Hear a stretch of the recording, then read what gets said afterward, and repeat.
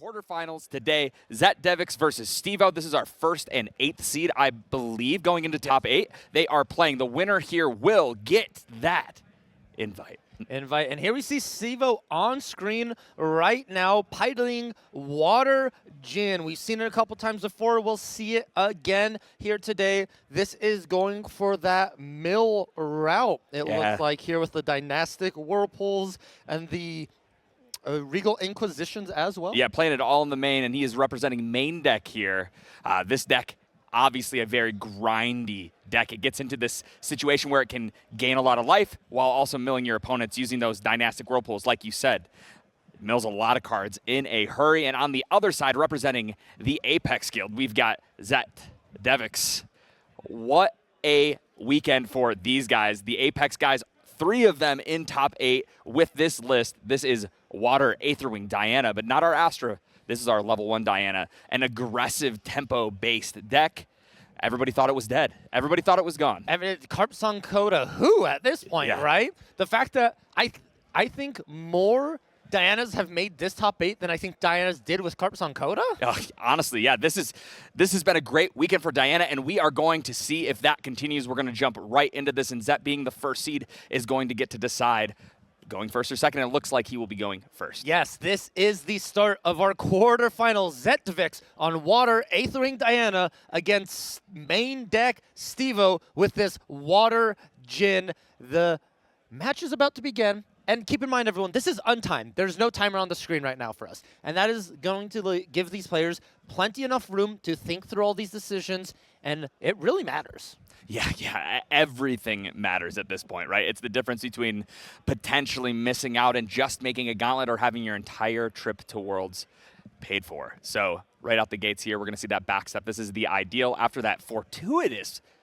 Whoa, we've got a Spirit of Fortuitous Water on Stevo's side. Very cool to see that here in the top 8. And then backstep, this is kind of just the ideal play when you are Aetherwing. You really pass on turn 1, utilize a Distance Enabler on the end of your opponent's turn, move to your side, level up with Distant to get that Aetherwing out on the board. And Aqua Mirage Whisper, this is what you're looking for. Yes, exactly. In the Refreshing Charge as well, we do have an Aether Charge pre-recollection. We're going to go ahead, recollect, and let's see what's on the top of the deck. Yeah, we're going to swing in here for 3. This will allow us to glimpse 4 and put the top card that we put on there into our graveyard.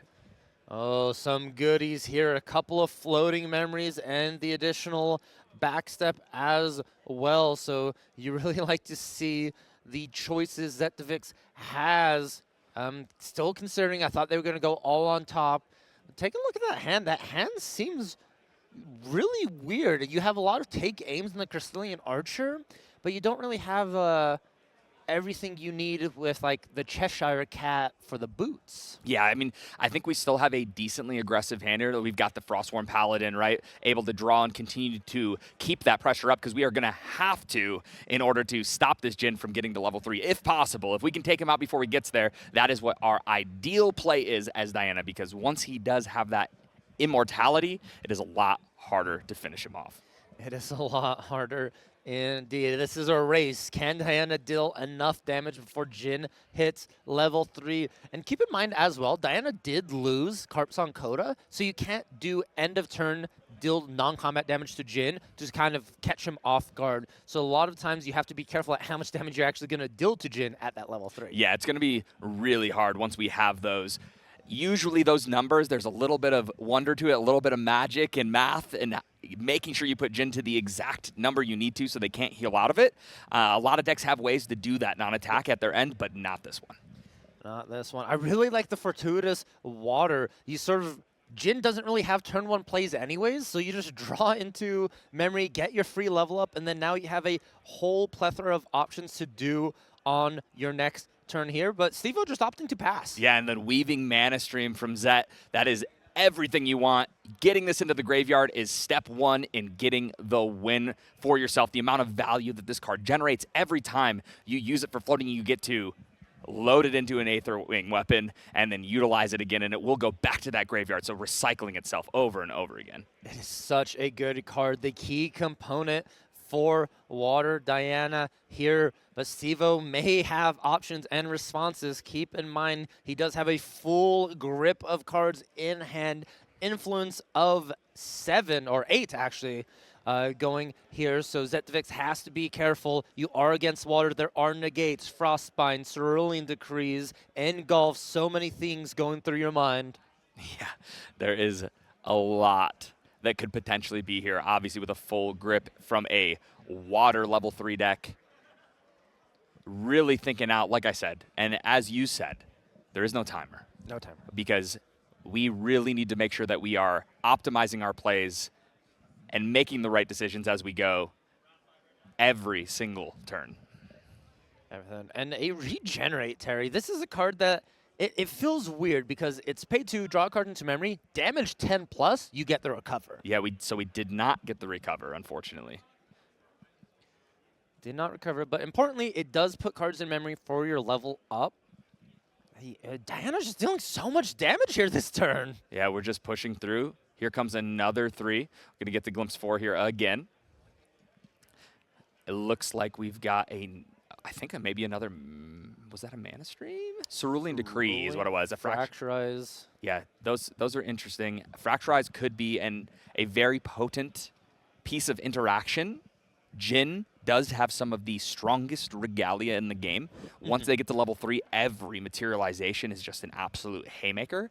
Fracturize can deal with one of those. Yeah, Terry, you are correct. What out of these material deck slots do you think? Is it Berserker's Plate or Shuangji is the scariest one you want to get rid of? Honestly, I think it's got to be Berserker Plate. Berserker Plate is giving a lot more health, making it harder to kill Jhin. And then on top of that, I know Shuangji, obviously, that's how they're going to kill you, and they're going to turn and just one-shot you if you can't finish them off. But we do play things like Tactful Retreat. We're not as scared of the attack, right? So if we can soften up our Jhin opponent by dealing with Berserker Plate, I think it just makes it easier to get to those lethal lines. And here comes Kristalline Archer.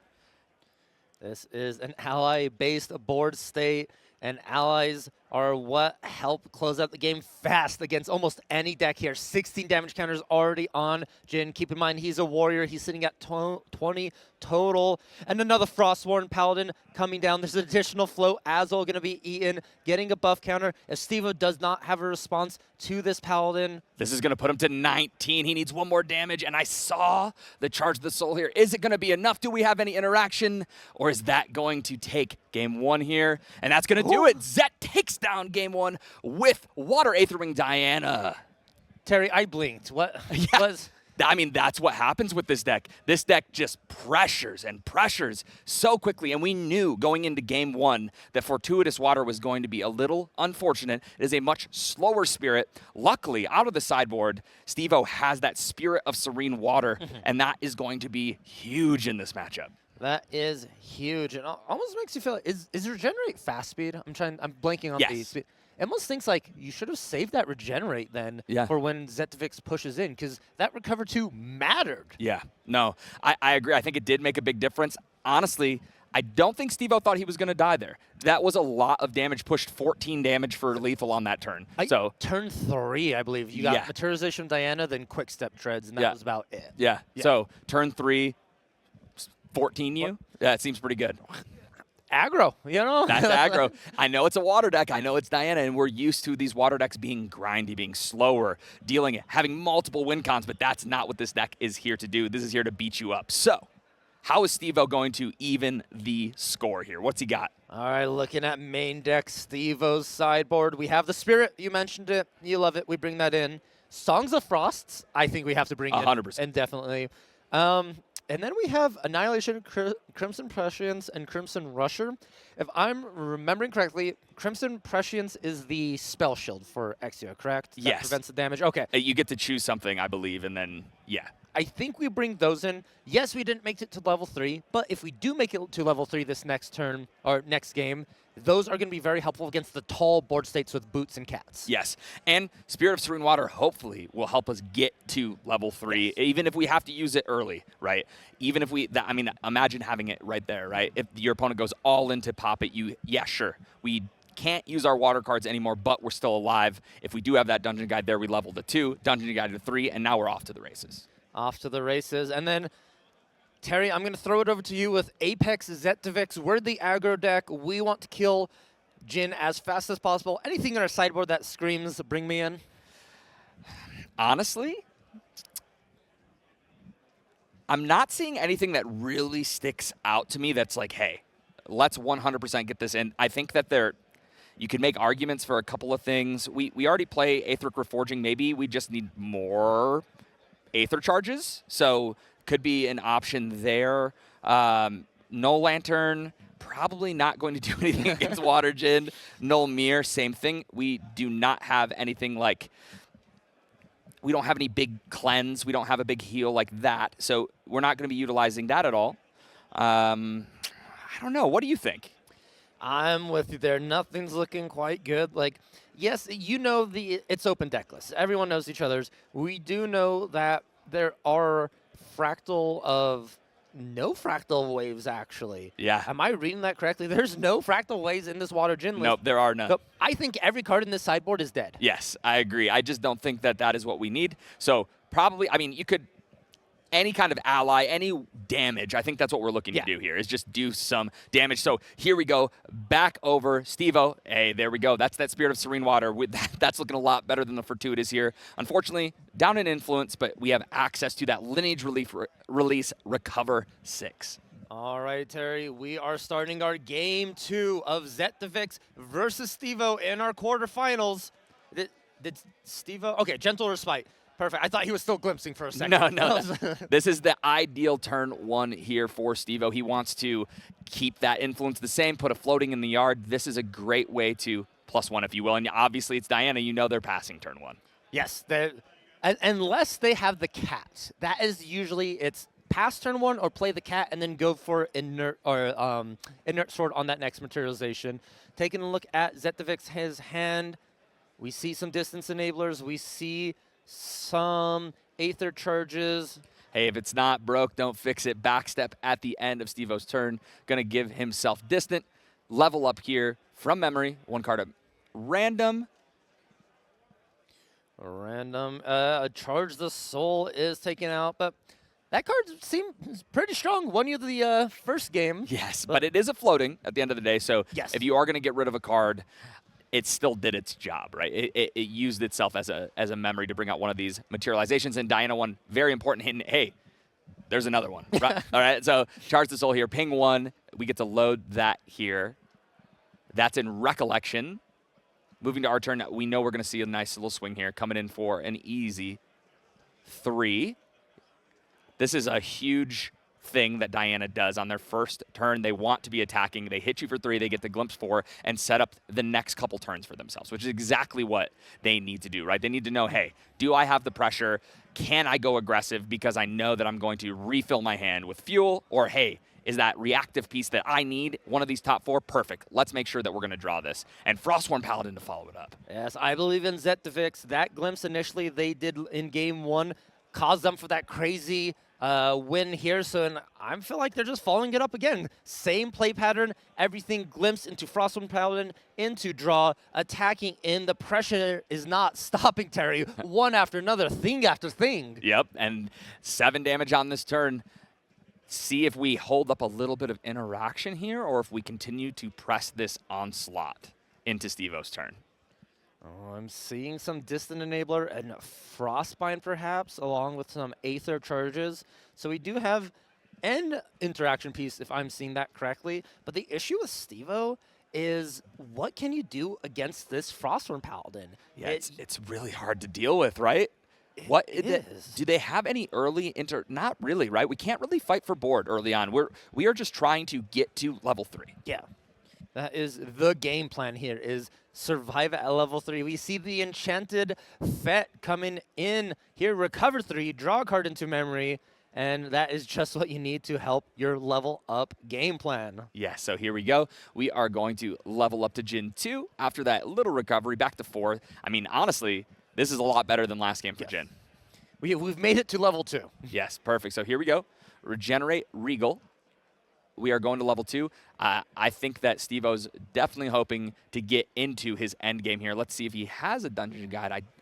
I see a lot of Exia cards in his hand. I see a lot of Exia and 2 water. There's a possibility we just have to fracturize something. But if Zetdivx doesn't give us a target, then we can't play anything. Yeah, and that is terrifying here. I wonder what Zet will. I'm sure something is going to come out here that could be a target. Did you see if that other water card was Engulf by chance? I couldn't tell for sure. I think it was either an Engulf or a Dynastic Whirlpool. I couldn't tell for sure. So we are going to bring out those Quick Step Treads, and this is Steve-O's chance here. There you go. Yep. In response to the on-enter, we're going to turn that thing into a fractal. Still get the on-enter effect as it was already on the stack. Draw the card. Still in recollection here. Let's see if Zet wants to load up that Aetherwing. I think we do. Or we may be wanting to do a Undercurrent Vantage, just to sort of glimpse, get a float, and see if you can find like another Froststorm Paladin, a Crystallian Archer. Undercurrent Vantage is the play. We get the glimpse 3. We're distant, and that's another floating in the yard. And I see an Archer on top, Oh, paired no. with a cat as well. Zetdivx is just finding everything they need in this game. Yeah, that's a lot of really powerful cards. We keep them both on top. The ally beatdown train looks like it will be continuing. It is going to be indeed drawing a card. We're distant. We're attacking in for 3. 24 is the number now this time, plus a Serene Spirit. So Yes. I feel like we're making it to level 3 for Steve-O no matter what. Yeah, I do not think we are going to be pushing through. Oh, we ate the float. Oh, no. Wow. That was huge because now Steve-O doesn't have cards in memory to level up. We are stuck here. He is going to have to materialize something like a backup charger to utilize at the end of Zet's next turn to put down and level up because his hand is filled with advanced elements. That just feels crippling here, losing that float you were counting on. Zetdivx found that Etheric Reforging. Only 2 in the main board, possibly 3 after side, so not a very common thing to see here. Yeah, and here's that Archer, right? Here, catch this. Here comes 4. I get to draw a card, and we get to continue on and hold up interaction here. Last game we saw like another Froststorm Paladin come down. This time Zetdivx kind of pumping the brakes here, just saying, all right, I'm happy with the position we're in. We'll go ahead and pass, and you clearly can't level up. So you see, you call it, Terry. The backup charger was a materialization. Yep, this is it. And unfortunately, I mean, obviously, these guys are very excited to be in top 8. They know for a fact that they are at least locked for Gauntlet, but we really want the win here to get that invite. And Steve-O right now, I know that he is feeling the pressure. He knows he is seeing that invite, that guaranteed invite slipping away. He's going to need something here. He has to not take 16 damage on this next turn. 16, yeah, it's rough. And another red card drawn off the top of the deck. Yeah, just filled with advanced element cards here. So let's see if Zet wants to do anything crazy. I mean, he doesn't need to, right? The deck so far has just done everything he wants it to. It's ran incredibly smooth. He's had everything that he needs. He's kept the pressure on. We already have a Cheshire Cat. Yep, so here comes the inert. We're going to bring another 3/3 to the table potentially after this. Man, this is just wild. You don't need to do anything crazy when you are in such a commanding position for this game. Reposition. Here we go. Zetdivx eating the reposition. Here it comes 4. Do we have any interaction here? Steve-O, this is a big start to this because this is going to draw another card, giving Zet more gas to potentially end this game. And it looks like a lot of Exia cards to me. It is going to have, we're coming in for 4. That's the start. This will take Steve-O up to 21 if this connects here with the Frostworn Paladin. Oh, 21. That means only 9 more after that. And we know there's a Cheshire for 3. Diana can swing in for another 3 with an inert sword. And you just got to find 3 more. The rule of thirds is happening for us. So this is a very scary moment because Zet is definitely thinking right here, do I play Tact Retreat? Because Steve-O has a heal on the stack. Can I cancel this attack which will, yep, here it comes. This is going to cancel out that Serene Spirit activation, and the heal will not go through because target unit becomes distant, and then defending, we get to end the combat phase here. So that will not resolve. Staying at 18, here comes Diana. She's swinging in for 3. And math is mathing, Terry. 3 cards down for Cheshire. That means Cheshire is going to be swinging in for 3, and that's exactly the amount of damage Zetdivx needs to do. Jin, 24 total life. Attack again. Steve-O's looking at the card, full of Exalted Advanced Elements, paying 2. Oh, wait, does Steve-O have? He's going to draw a card into memory. Taking game actions. He's taking game actions, and the 3 comes through, and Zetdivx will. That's it. He got himself a Worlds invite. Huge win there, 2-0 against Water Jin. Congrats to you, Zet. That was a great match. Well played. What happened to my quarterfinals, Terry? That was over before we were even able to start casting, really. That was insane. And I think it's culmination of 2 things, Terry. 2 things. Stay with me here. 1, Zetdivx saw everything they needed to see. The other side, Steve-O saw everything he didn't want to see.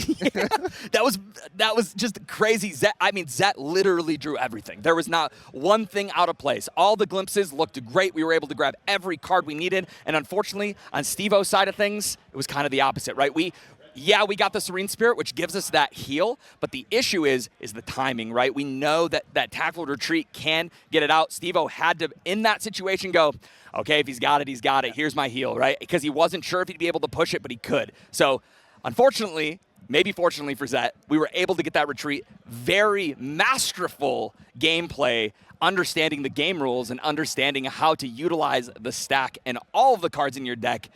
Man, that was exciting. Yes. I feel like you said, we blinked. We blinked and it was over, but that was one of the most hype sets that we have seen all weekend. That was indeed. Even though it was fast, it was exhilarating. It had twists and turns. And I have a question for you about that game. Okay. That particular, the lineage release of the Serene Spirit. There is a world, and I just want your confirmation to see what you would think, lineage releasing at the activation of the Cheshire. Yep, that was your only time.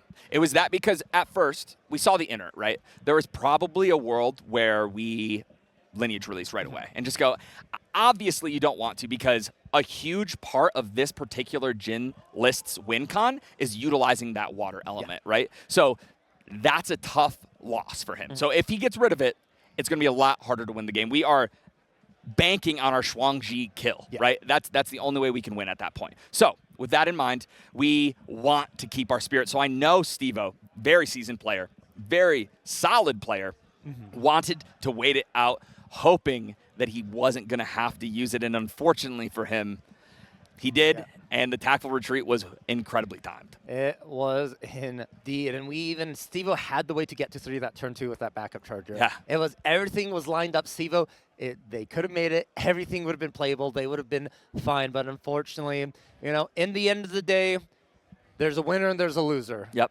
And unfortunately, Steve-O did not make it. Did qualify for Gauntlet, though. Yes, well, he still has a chance. They do have to play for 5th and 6th place, so he's not dead yet. So, oh, that's true. Yes, they still has a chance. So this was not the end. This was just, hey, this isn't guaranteed anymore, right? Because now we know we're Gauntlet. Everybody here is Gauntlet that's in top 8, right? So we do know that. But 2 of the top 8 will only be receiving a Gauntlet because the top 6 get it, right? So quarterfinals, the winners all go to the semis. The losers all play against each other to see who gets 5th and 6th. This is crazy. It's like a gauntlet within a gauntlet. Yes, it is. It really is. And so I know the pressure is heavy, but Steve-O knows he gets one more chance. It's not over yet. This matchup is probably one of Waterjin's worst matchups. Yeah, I could see why. It is definitely a deck that wants to do everything in the first 2 turns and a deck that wants to do nothing on the first 2 turns. It's very aggressive. It gives you a ton of pressure. Then on top of that, if you're trying to, hey, survive and then bring out that Shuangji and just push through damage and kill them on the crackback, well, they have ways to end combat, right? Tactical Retreat. I mean, I got so even tongue-tied at that moment. I was so excited. I haven't been that stoked for a sequence of events. Like I said, that was an incredible match. I love seeing this game played at the highest level, and that's exactly what we got to see. Yeah, I'm with you there. It was great to see. And, You know, I'm going to push a little bit of something in favor here. A water deck one step closer to closing out Nationals. You know, there was a 100% chance from that match that water deck was going to make it into the semis. Now you know my secret. That's unfortunate. You caught me there. But yes, it's, no matter who won, I would have been happy. Yes. That pushed us one water deck closer. And I'm actually curious about the bracket here for our top 8, because there's 3 Water Diana players. Yes. And I want to see where they lined up on their top 8, because if they're going to have to either like face each other now or in semis, right? Yes. One of those is going to have They to happen. all dodged each other. It's all the Apex players. They Teammates. all They dodged? all dodged Wow. in quarters. So I believe they're first, third, and fourth seed, something along there, like fourth. They all dodged each other. That's all I know. So going into semis, this is when they would have to play each other if we see 2 Apex members win. So Apex probably 1-3-5 is the best assumption here. And then we had Water Jin, so that's 4 of our decks. And then I think we have a Genbu and we have some other decks. Yes. But we'll find out later because we actually have an interview with Zetdivx coming up right now. After that, a very quick win. Welcome back, everyone. I'm here with the quarterfinals winner of North America Nationals 2026. Congratulations, man. You've now qualified for Worlds. Yeah, How does it feel? Thank you so much, man. It still feels very unreal for me because this is my first time qualifying for Worlds. Last year, I barely made Gauntlet, and I lost in Gauntlet, and I couldn't make Worlds. Yeah. So it feels very great now. Yeah, congratulations on your achievement. So last year it was Win Luxem, I believe, in Oceania Nationals. Yes, that's right. Got you into the Gauntlet. You took that wonderful Prismatic Merlin. I personally loved the deck you played. I thought it was really clever to bring it into Genbu. A couple unlucky matchups, didn't quite make it. But now you're here coming back with a vengeance, right? A set, Worlds is in your home country. Yeah, you that's got to right. represent. You have 3 of the Apex members here in the top 8. I mean, it's got to be an amazing feeling, right? Yeah, of course. Because the deck that we chose was also because of Pro-An. He brought it to Ascend LA. He managed to top 8, and then he keep testing the deck out, even with the new ban list and stuff. It feels very good with the deck. So we just, might as well bring it here, right? Yeah, for sure. Let's talk about the deck a little bit. Yep. You said Pro-An was kind of the one who brought it to LA, Yes. and then post-ban with the Carpson Coda change, Yep. they brought it here again Yes. with a couple updates. Talk to me about why you go 2 Aetherwings and 2 Swords. So the reason why we went to Aetherwings is because we felt that we need to use Seeker's Aetherwing to counter some innovative agilities and stuff so that we don't have to play tech cards like Reveal the Hidden, for example. So we can just also clear Dream Fairies. Because if you play out a Cheshire Cat, usually people will answer that with Dream Fairy. So you just answer them back with Seeker's Aetherwing, 1 arrow, hit it, and you can play Cat again, and you just roll them with Cat, Boots, and the 2 swords. So the 2 swords are also for the Cat itself. The more swords you have, the stronger they hit. So yeah. Yeah. And then obviously the Palvor doubles Yeah. against Genbu. You're able of to just course, put the whole thing away. Yeah, screw Genbu. But it also probably works pretty well against Razor Gale, right? Because you want to kind of remove the card so they can't Cyclical Breeze too, right? Yeah, so with our deck, we actually put in Etheric Reforging. So that's also to counter Razor Gale. So what we usually do with our sideboard is that we use Expel the Departed to nuke the Razor Gale. So when they use, what's the card to take it back? Cyclical Breeze? Cyclical Breeze, yes.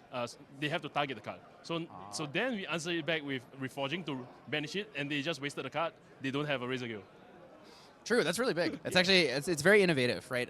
We saw that Chess Club was playing Reforging a lot when they felt like Diana was the meta. Yeah. So it was really good in the mirror in that case. But now exactly. that there's more decks that you have to adapt to, it's really interesting to see that that's really the key card. And we saw it in that match, right? Yeah, exactly. You had it in your opening hand. Yeah. Steve-O had the Gentle Respite. And I heard you talking over here. You're like, dude, I was going to miss 1 damage. Yeah. And that card is what won you the game, right? Yeah, You were exactly. able to banish was the channeling, right? The Fracturize. Or the Fracturize, yeah. And he couldn't level up, and it Yeah, was exactly. it was over, man. Yeah. It was really big. When it comes to your deck, there's a lot of things that have come new from RDO, right? So, like the ban list, making a big change here. Yep. We've removed Carps on Coda, so Languid Toad Trolls are no longer necessary in your deck. Yep. Talk to me about why you're playing Take Aim, and then also I noticed you're playing Nimble Longbowman. Funny thing. So Nimble Longbowman was last-minute inclusion to the deck by Pro-An because he said that he felt that the card was pretty good. It's a 2-attack body. The turn it comes out, you get this turn, and it's just more aggro in general.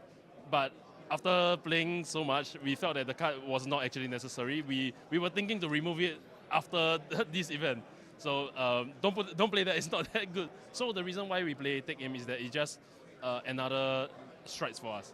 It's a 2-cost strides. And you can actually play it on Cheshire Cat, for example. If, let's say, you use tactical retreat on it the last turn, it's now this turn. So you just use take aim, beat for 5 or more if you have a sword.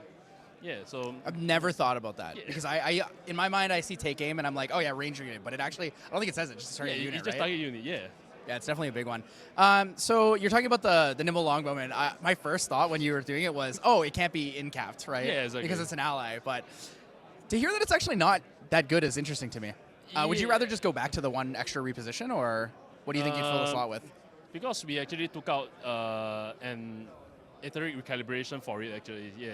So I think we'll just put it back. One more arrow or probably something like another distant card. It's not that necessary in the deck, I feel. Yeah. Okay, I have one more very technical question with your deck. I know a lot of people really want to know why this was the one you picked here. You have 17 distant enablers in your deck, in the main board. Yeah. Is there a particular reason why it feels like it's a little on the lower side compared to Yes. previous decks? Can you talk to me a little bit about that? There's not really much reason. It just felt like that was about the good number of distant cards that we wanted. So we just put in 17, tested it out.